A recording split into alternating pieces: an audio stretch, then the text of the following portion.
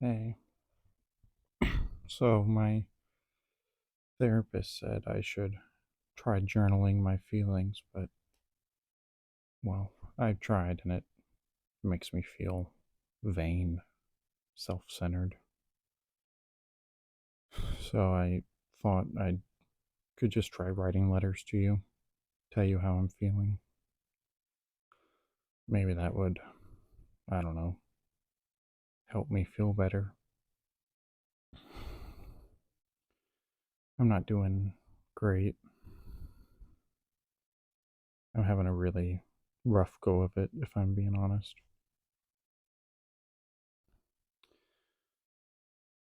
I don't see the family much anymore. It just kind of makes me, I don't know, not mad, just unhappy. I don't see mom and dad much. I think that they know I kind of blame them for being so mean to you, making you want to move to Alaska in the first place. Honestly, I hope they know. I don't do much. I still haven't found a job. I try to do my chores around the house, the dishes, sweep, just whatever I can to help Abby, but it's not much. I don't know. I don't really know what I'm supposed to say in these letters. I guess I thought once I started writing them, the words would come more easily, but I'm still just unsure. I miss you. I think about you every day. I hope you're doing well. I hope you're happy. I'll write to you soon. Bye.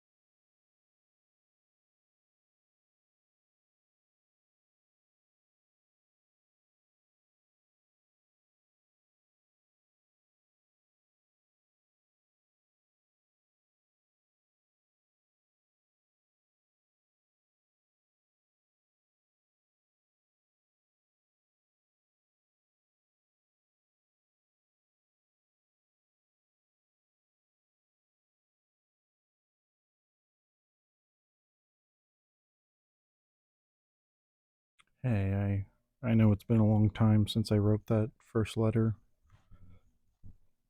I hope you're not mad at me for waiting so long. It was just hard to,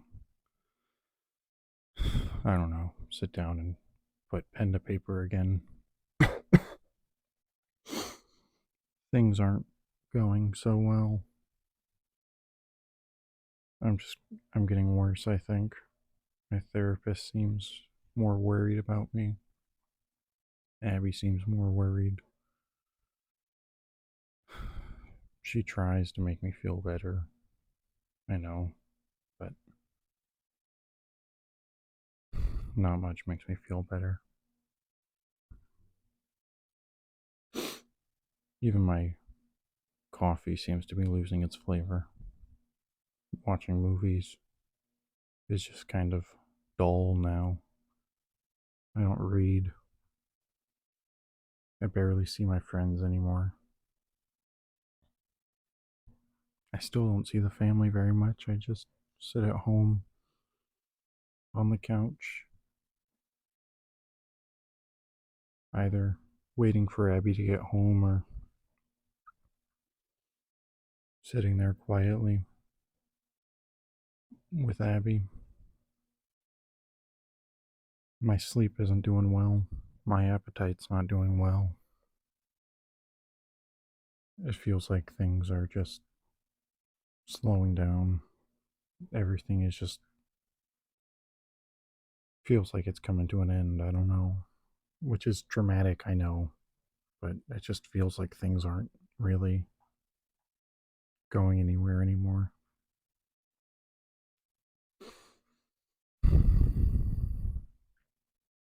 I wish I could talk to you on the phone. I know you'd know what to say to make me feel better. You always knew what to say. I miss you so much. I think about you every single day. I know I said that in my last letter. I'll probably say it in my next one. I think about you so much, though. I hope that you died on impact. It haunts my dreams, thinking of you laying out there in pain.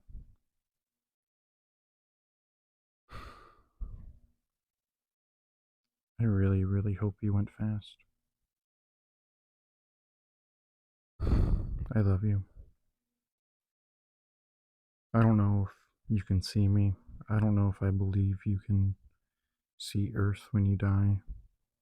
But if you can, and you can hear me, just know I miss you.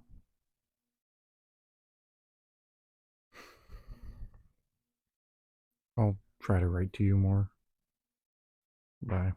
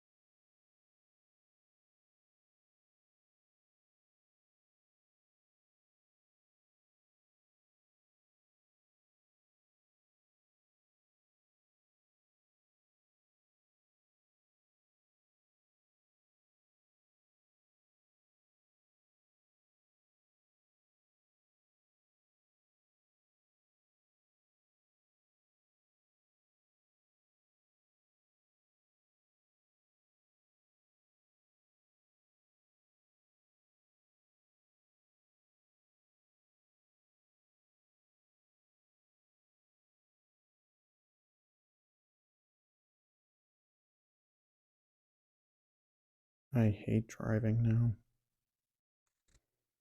If I drive for more than 15 minutes, it is just guaranteed I'll think about you. I'll just obsess. I'll think about our childhood. I'll think about your party. I'll think about you dying. I'll think about if there was blood. I'll think about if you got hurt. I'll think about what was your happiest memory? What was your saddest memory? You're just all that I think about. You've taken over my life. You were my best friend. And now I'm just alone. Even when I'm surrounded, even when I'm with Abby, with the family, I'm just alone. I just miss you so much. I miss you so much, Lexi.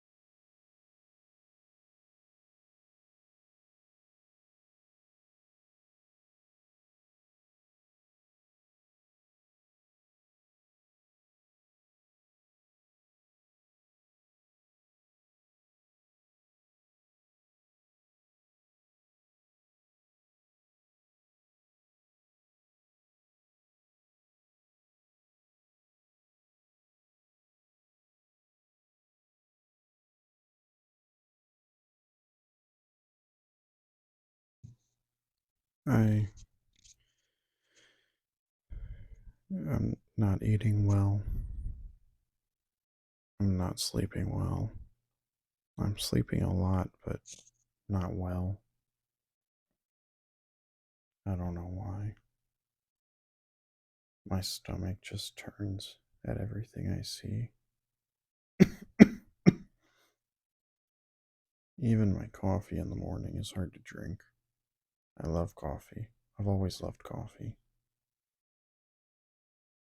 Do you remember the snack trays Mom used to make?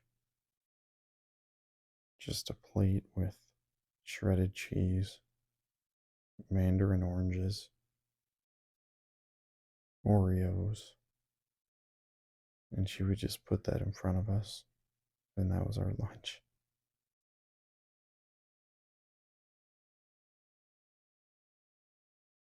I wish we could have one more snack tray together.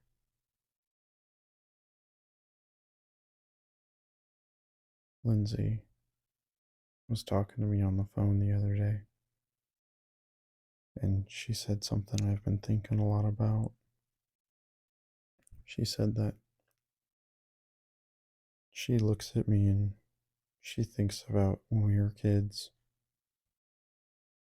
playing on the trampolines, playing freeze tag, and she thinks about how we just had no idea how much hurt and how much pain there was in life, and how she wishes we could just go back to those happy, naive years. I wish I could just be a kid one more time, be young. Even though we fought so much. I would love to fight with you one more time instead of just grieve. All I do is grieve. That's one thing I think people don't talk about. It's the first thing that I'm doing. I'm never I'm never giving anything my first attention, my number one priority.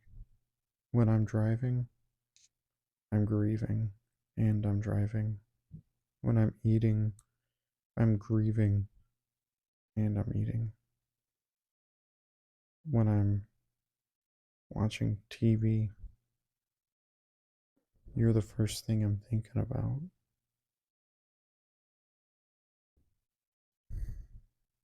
There's just nothing I can do to get rid of it. It's like a stain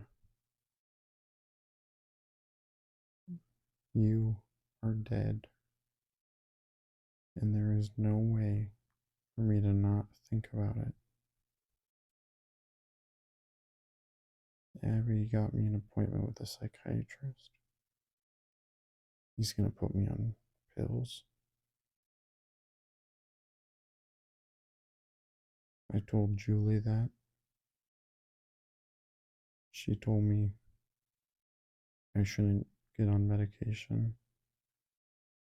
I should just pray to God and let Him take the pain away. I don't care though. She can get over it, or she can bury another sibling. I can't keep living like this. I'm not gonna keep living like this. I can't keep living with the way that Abby looks at me. Like I'm some wounded animal. Like I'm never gonna get better. I think that she thinks that. I think she might be right. I'll talk to you soon.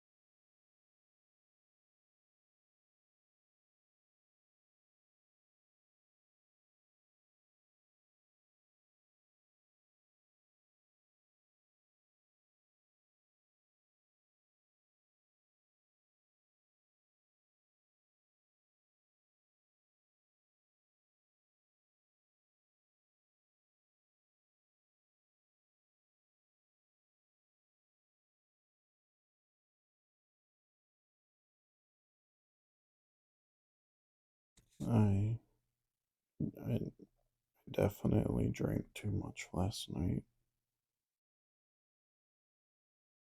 I definitely should not drink that much. It just makes me feel better sometimes. Crookshanks doesn't mind. He likes when I lay in bed all day, even when I don't pet him. He likes to just be close to me. Sometimes I appreciate it, having someone that just likes to be around me.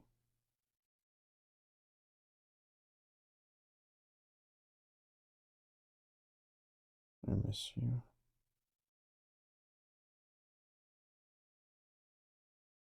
I don't know what to do anymore. Life is pushing me down,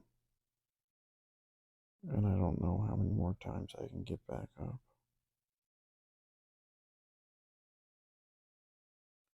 I don't know how many more times I can push through.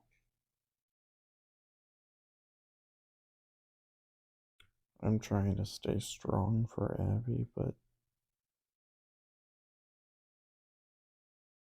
there's just nothing. There's nothing inside me but pain. I feel like the shell of a man.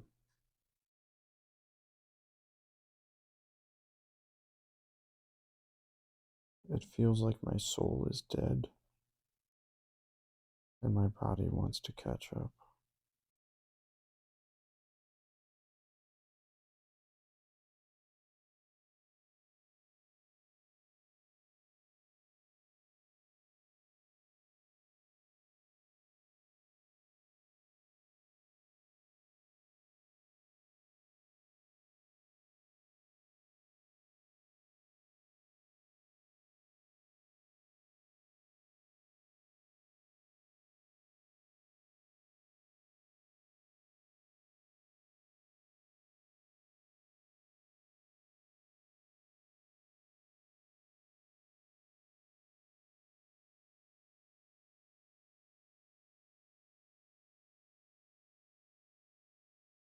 I don't know what to do.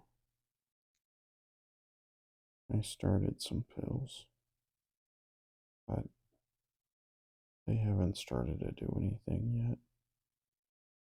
They haven't affected me yet. This is my last hope. If these pills don't help me, I don't have the energy to try anything else. I don't have it in me to fight anymore.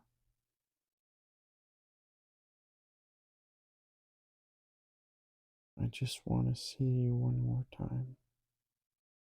I just want to be with you.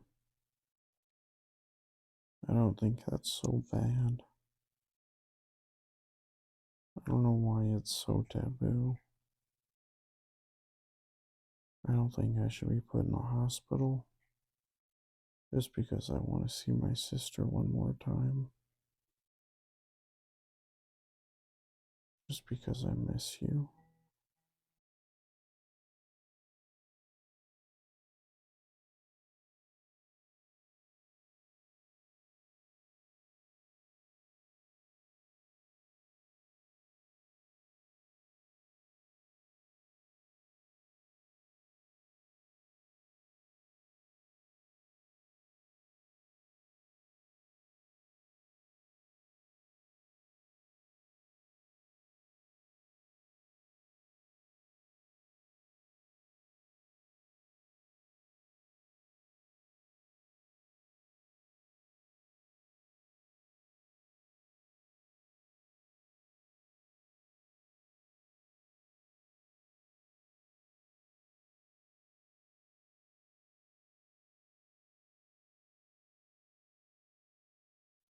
They say when you've made a plan to kill yourself, it's common to have an upturn in mood, to feel happier, to seem like you're getting better because you feel like you've taken control of your life. I guess I can prove that it doesn't happen for everyone. Sometimes you're just as sad. I know it's not fair to do this to Abby. I don't know why, but I keep thinking maybe she won't find me. Maybe she'll just never come in the bathroom again. She'll never know. I know it's not fair to do this to the family. If I feel this way after you died on accident, I don't know how they'll feel when I die on purpose. But I just can't do this anymore, Lexi. Can't I can't keep living like this. I can't keep waking up every day wishing I was dead. I can't keep living with this pain. This pain, it's like a weight on my shoulders. It's like this oppressive, tangible thing. This hurt inside me. This unbearable hurt. I just need to let it out. I just need to end it. I just need to see you one more time. I hope I'll see you soon.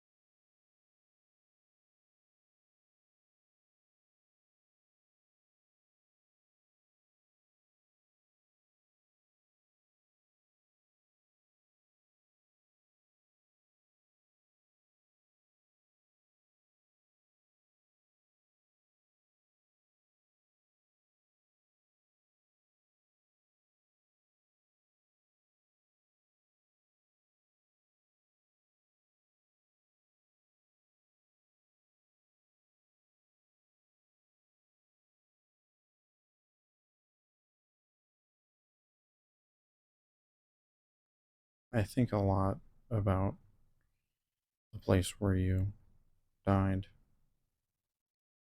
I guess, because I chose where I was going to die. I think about how you didn't get to choose. I think about that leak, that ice. I went and saw it, the carnage, the destruction. It's hard. That's one of the hardest things I have had to deal with, knowing that I can never go back to where you died. All that ice is melted. If you would hit a tree, I could go back and be near that tree, be near you, but I can't go back to where you died. Even if I went next year, it wouldn't be the same ice. It'd be different. It'd be new water.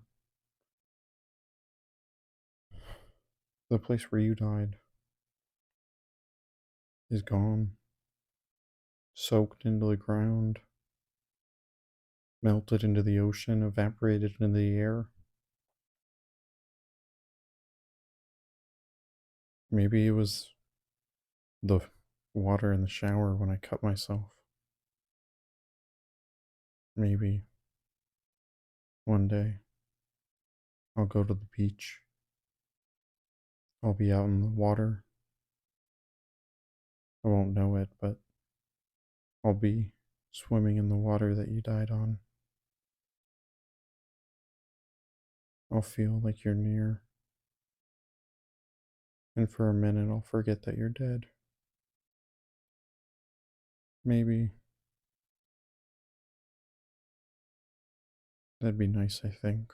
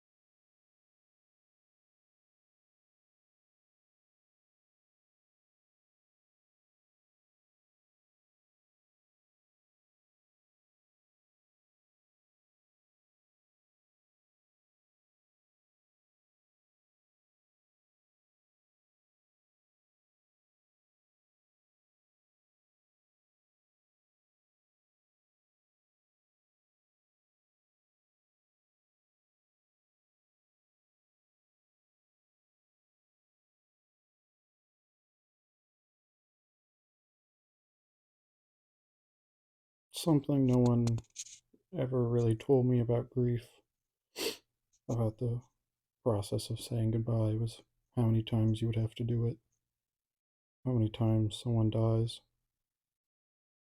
For me, you died when we got that phone call pronouncing you dead. You died when I flew up to Alaska and saw your empty room and knew you'd never be back in there. You died when we had that memorial service. I had to give my eulogy. You died when I saw that crash site.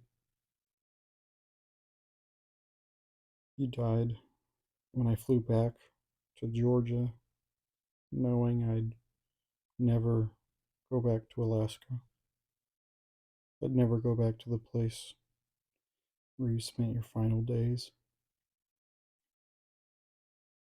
You died when we had that awful, awful viewing, and I saw you for the very last time. You died when we had the funeral at church. You died when we buried you. You died at the 1 month anniversary, 2 month, 3 month. Every month you die and I say goodbye again. But the first time, the very first time you died, when Mom sent that message that you'd been hurt, and I called Dad and he told me you'd been in an accident and it didn't look good. I went walking. I walked out to the bridge and I sat and looked out in the water and I just knew in my heart I'd lost a sister. I'd lost my baby sister. I still go out there every now and then to think about what it was like that day, that awful day. I still go out there when I want to feel close to you.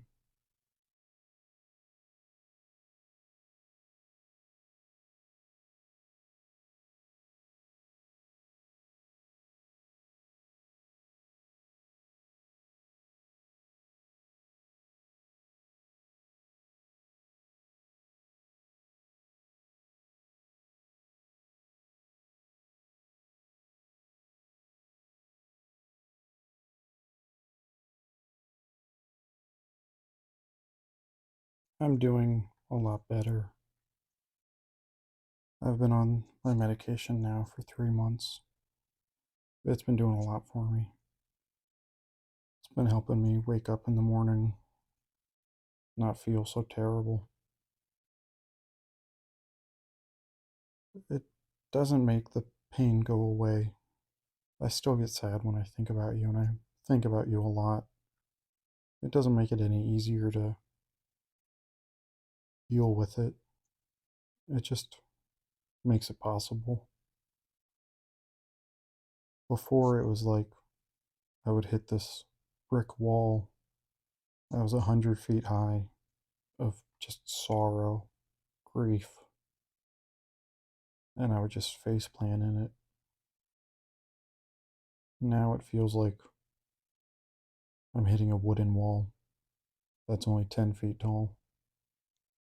It still hurts, still bloodies me up when I hit it too hard, but it doesn't break me, and I can get over it if I try hard enough. I guess it just makes everything manageable. It's made me not want to kill myself anymore, mostly, which is a success, I guess. Abby's really happy for me. She says I seem a lot better. I'm eating a bit better. I'm trying at least. I care, I guess. Before, I just didn't care about eating. I'm still not hungry, really, but I want to be here with Abby. I still want to be with you, but I understand now. Everything in its own time.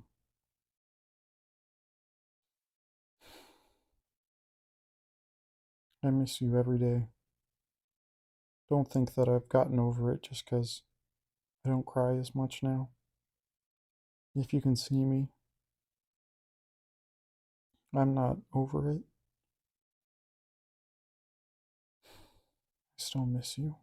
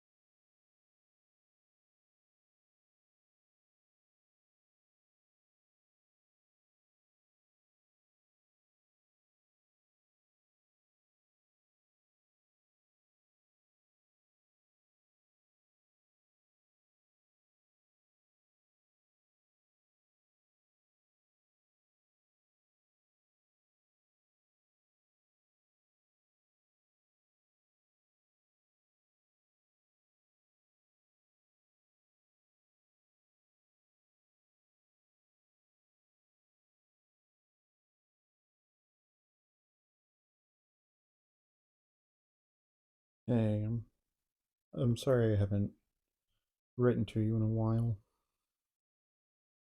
It's been making me feel honestly pretty guilty that haven't been writing to you.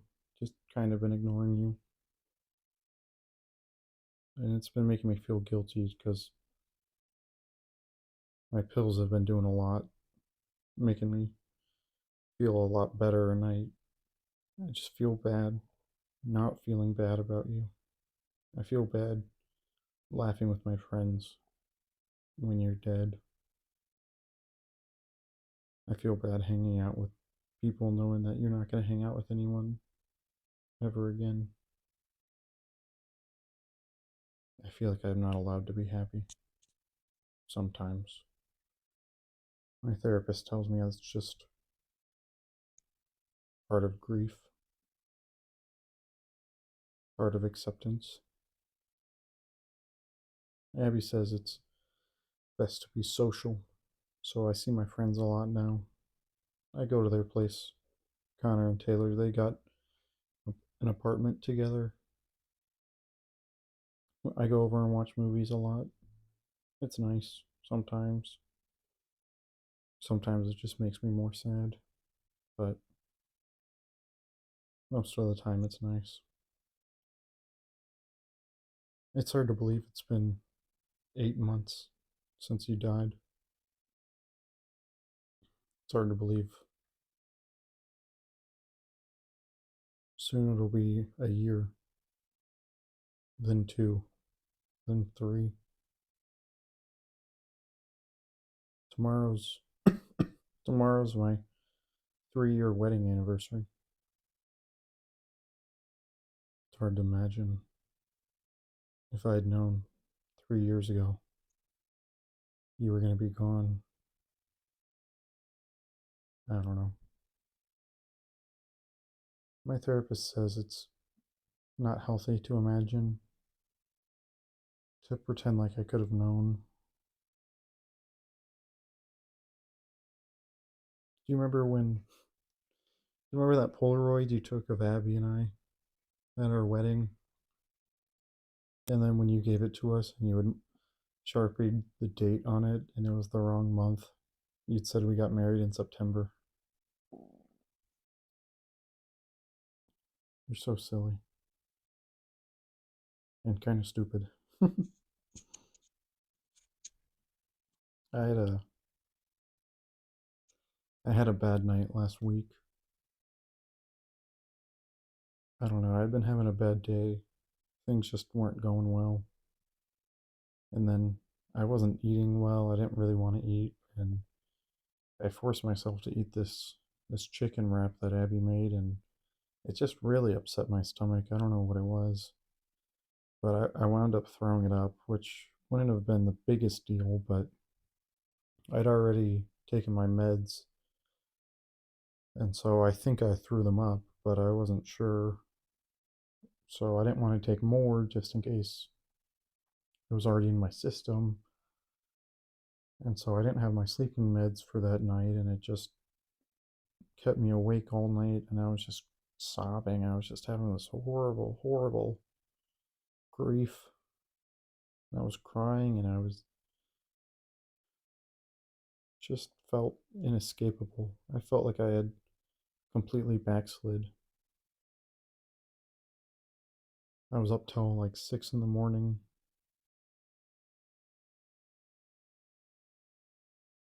So yeah, not the best day. Abby stayed awake with me for a long time, just letting me hold her and cry.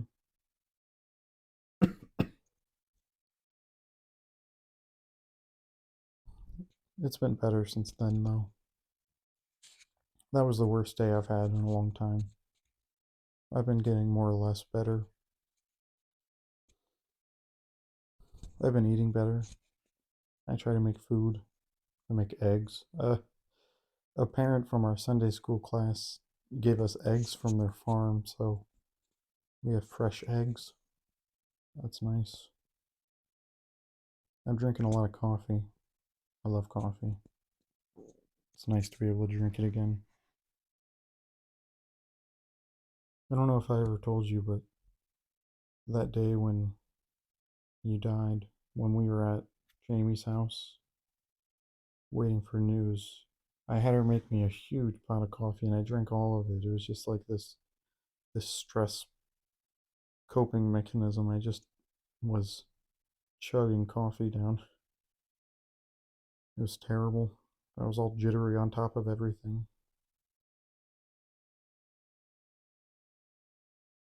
But, we do what we need to make it through the day. I don't know if I ever told you this. Speaking of things we do to get through the day, we did a bunch of puzzles when we were in Alaska. Julian, Kyle, and I. Lindsay. Lindsay had a bunch of puzzles, and we would just sit there and do them.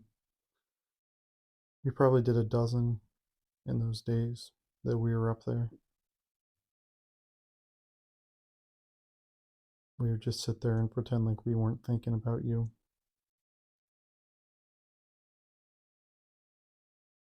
But we all were, and we all knew it.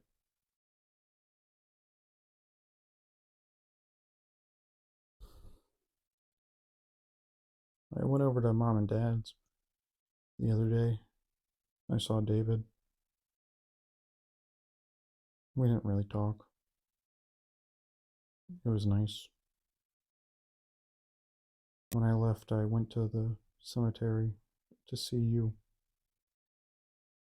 I still don't know if I think that you can see that. I don't know if I believe that, but I went anyway. And the funniest thing happened. I was sitting there just feeling sorry for myself, starting to cry, starting to tear up, and all of a sudden this car goes flying past the cemetery, speakers super loud, and I could hear that they were playing Burning Down the House by Talking Heads, which just made me laugh so much. I've been listening to them a lot. They've really been helping me whenever I'm driving and I need to listen to loud music. I play Talking Heads, and so I really associate them with pulling myself out of grief. And when that car drove by and it was playing that song that I knew so well, just when I needed to have a boost to keep going through the day. I don't know.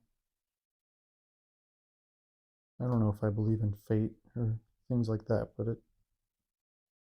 it felt like something happened. It felt like it was on purpose.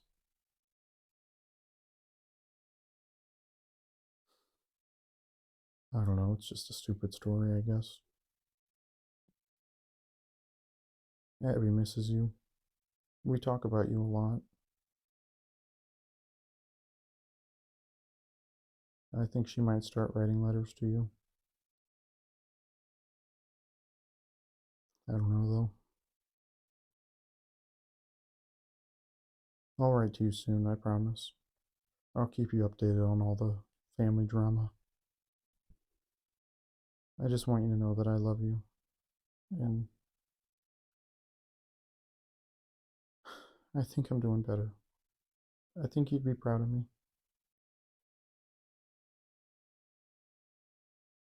Bye.